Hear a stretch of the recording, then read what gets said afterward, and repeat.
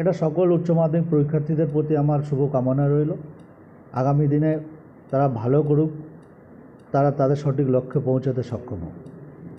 হ্যাঁ, বিধায়ক হিসেবে আমি বেশ কিছু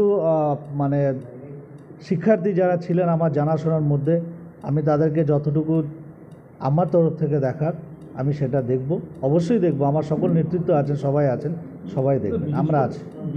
বাস চালকদের একটাই কথা বলবো, দেখুন আমাদের রাজ্যের মাননীয় মুখ্যমন্ত্রী সেভ লাইফ থেকে শুরু করে বিভিন্ন ধরনের আমরা করেছি ইতিমধ্যে, এবং আমরা আগামী দিনে আরও চেষ্টা করব যাতে এই ধরনের দুর্ঘটনা না হয়।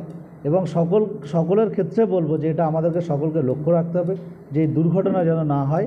তার জন্য বাস চালক থেকে শুরু করে এবং যারা আছেন তাদের সকলের কাছে আমার থাকবে, একান্ত অনুরোধ থাকবে যাতে দুর্ঘটনা এড়ানো যায়, সেটা সব রকম পথ অবলম্বন করা দরকার। কারণ আমাদের রাজ্যের মুখ্যমন্ত্রী এবং আমরা সর্বদা সেভ লাইফ থেকে শুরু করে মানুষকে বোঝানোর কথা বলি।